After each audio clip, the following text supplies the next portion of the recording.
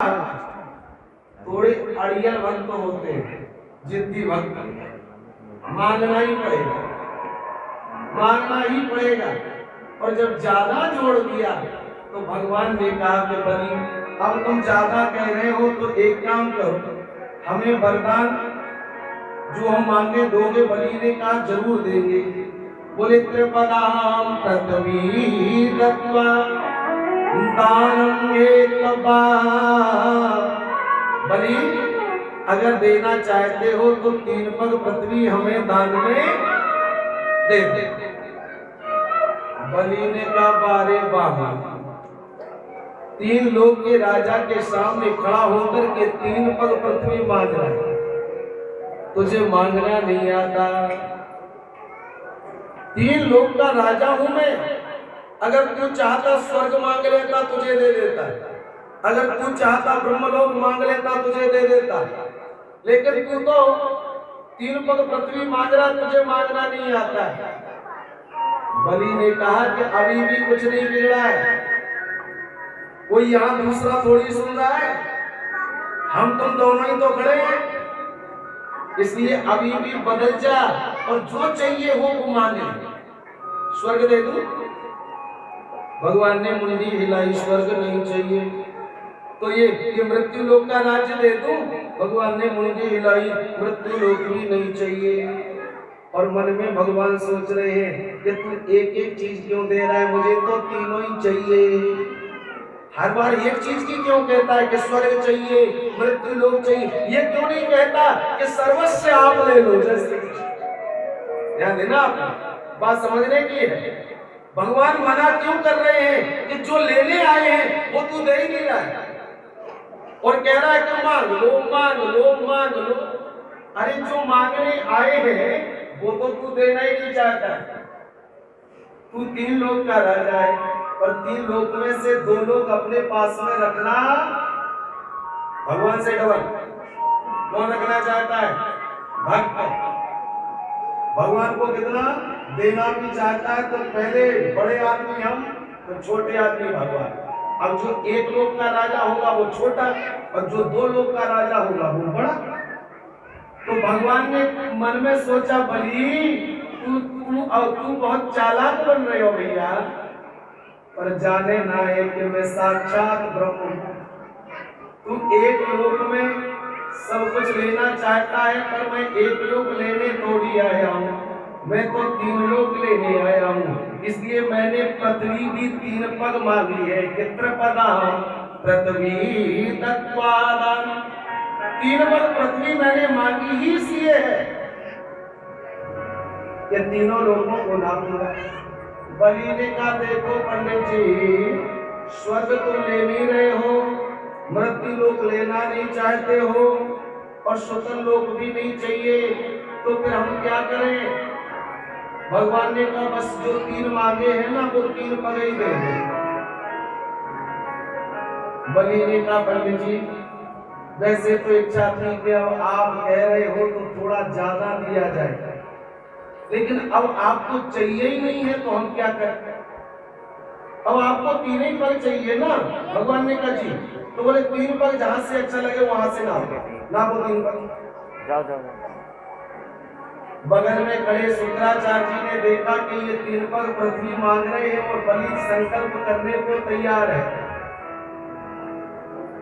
शुक्राचार्य जी ने ध्यान करके देखा तो ये साक्षात नारायण है, साक्षात भगवान है।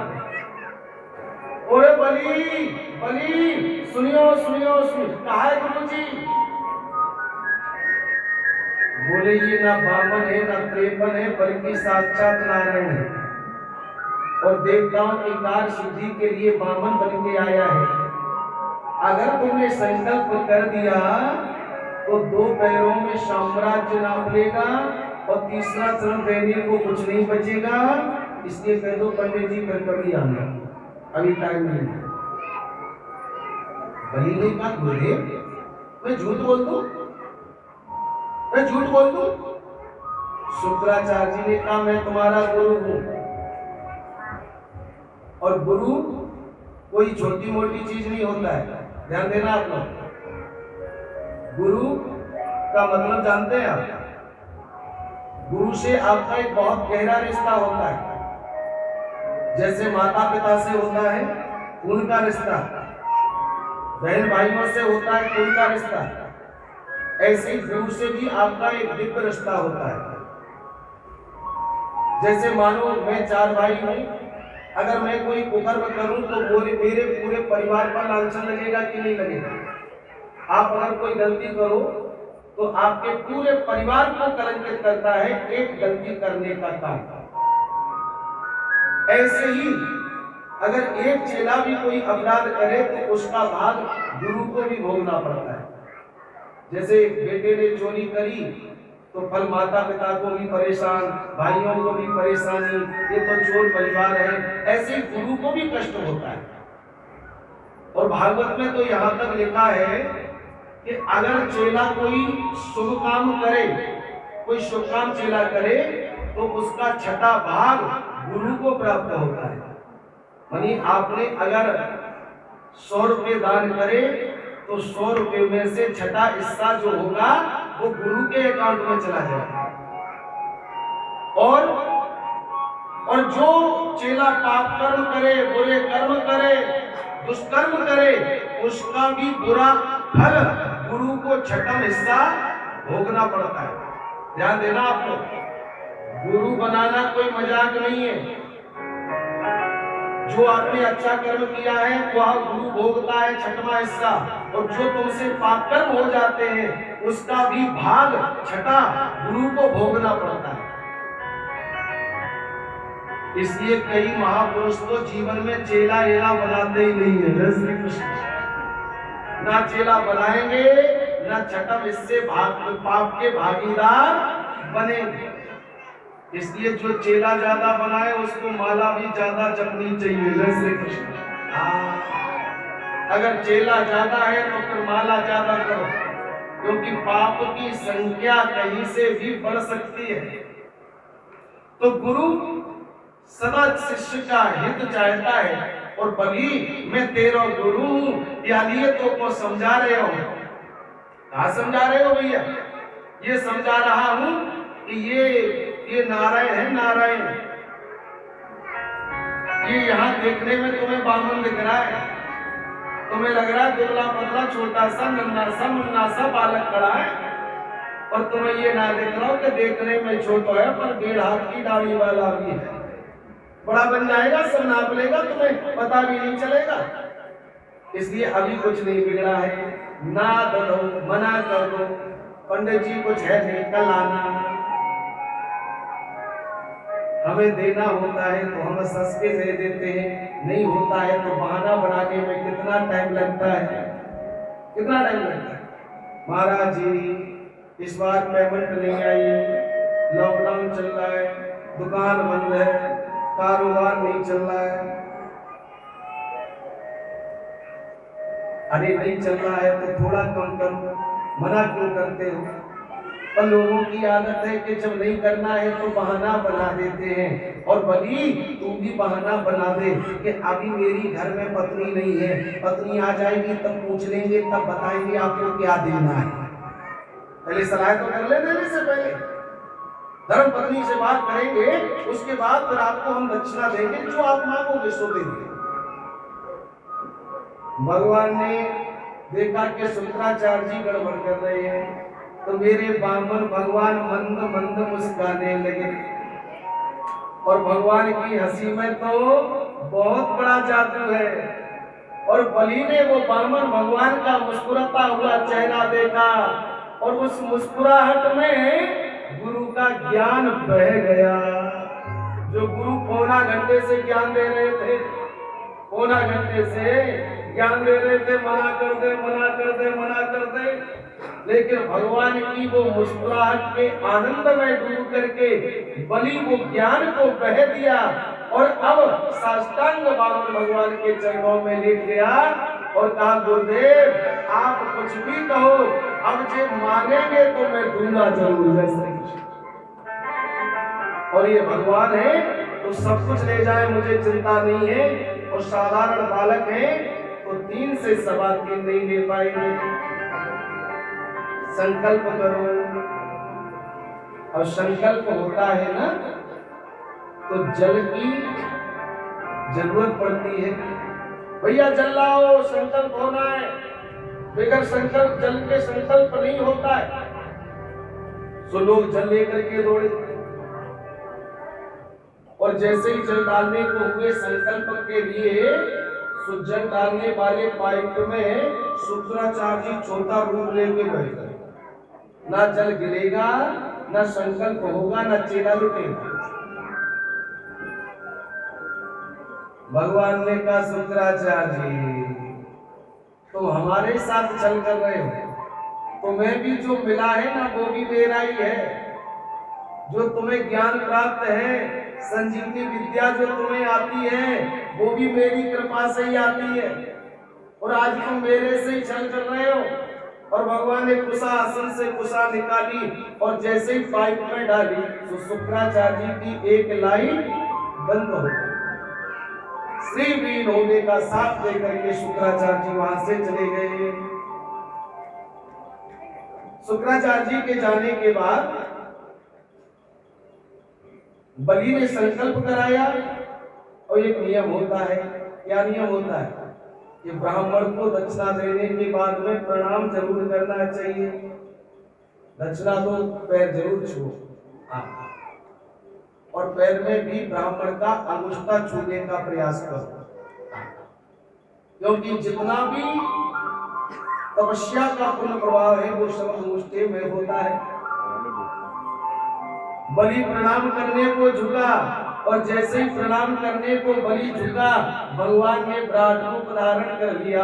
बोलिए विराट भगवान। दो पैरों में साम्राज्य नाप लिया और कहा बलि ये तीसरा चरण कहाँ है। और जो कह करके पूरा नहीं करता वो दंड का भागीदार होता है। अगर कह दिया तो पूरा कर, नहीं तो फिर बीच में ही लटकना पड़ेगा। एक बात कहूं मैं आपसे, पहले तो कहो नहीं, पहले तो कहो मत। कोई जरूरी है थोड़ी बोलो मैं ये करूंगा, मैं ये करूंगा, मैं ये करूंगा, मत बोलो। जितना भगवान करा दे और जितना भगवान को कराना होगा सब अपने आप हो जाएगा। लेकिन अगर हमने कह दिया कि हम कल 10 रुपए भगवान को चढ़ाएंगे तो फिर 9.25 नहीं होना चाहिए। ध्यान देना आप लोग। अगर हमने कहा कि 10 रुपए कल भगवान को भोग में समर्पित करना है तो फिर 10 ही करना है। 10 रुपए से 1 पैसा भी कम नहीं होना चाहिए। ये तो बोलने से पहले ध्यान रखना है। ये तो बोलने से पहले विचार करना है कि हम 10 रुपए की बोल तो रहे हैं, 10 रुपए दे भी पाएंगे कि नहीं दे पाएंगे। ये पहले सोचना। और एक बार बोल दिया तो फिर उसमें पीछे नहीं हटना है। दान जीवन में बहुत सोच समझ करके बोलना चाहिए। भजन को भी बहुत सोच समझ के बोलो। कई लोग कहते हैं महाराज जी हम तो सोच रहे हैं कि 20 माला रोज करें, और 2 दिन करी, तीसरे दिन बोले गुरु जी अब माला थोड़ी कम कर दी। क्यों? बोले आजकल टाइम नहीं रहता। जय श्री कृष्ण। पहले ही कम बोलते। और या फिर ये बोल दो सीधा सा, जैसा तुम कराओगे वैसा हम करेंगे। अगर आप इच्छा जताओगे कि 5 दे दो, 5 दे दूंगा, आप कहोगे 5 माला कर लो तो आज तुम्हारी 5 माला कर लूंगा। और कल आप कहोगे कि आज 10 करो तो 10 कर लेंगे। पर पहले ही से नियम बना ले और फिर उस नियम को तोड़े तो गड़बड़ है। इसलिए नियम सोच समझ कर के बनाओ। बलि ने जैसे ही प्रणाम किया, मेरे भगवान ने विराट रूप लिया और बलि का सर्वस्व 2 पैरों से नाप लिया और कहा बलि जरा सिर उठा भैया। जिस संपत्ति को तू कह रहा था कि बहुत है, बहुत है, बहुत है, वो सारी संपत्ति तो 2 ही पैर में नप गई। जय श्री कृष्ण। ध्यान देना आप लोग। जिस संपत्ति को हम कहते हैं बहुत आ रहा है, बहुत है, बहुत है, कोई कमी तो हो रही है, कैसी कोठी बनी है, इटालियन पत्थर लगाए हैं, कितना बड़ा तो गुसल खाना है, कितना अच्छा बना है।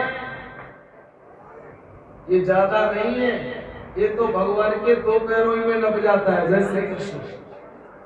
बलि तू कहता था मेरे पास बहुत है, दो में ही नप गया, तीसरा कहां रखूं। बलि ने कहा महाराज जब संकल्प हो रहा था तब तो आप 1.5 विलात के थे, कितने से थे ना। अब संकल्प होते ही इतने बड़े हो गए तो मैं कहां से वरदान पूरा करूं। और भगवान ने कहा कह के जो पूरा नहीं करता वो दंड का भागीदार होता है। और भगवान ने बलि को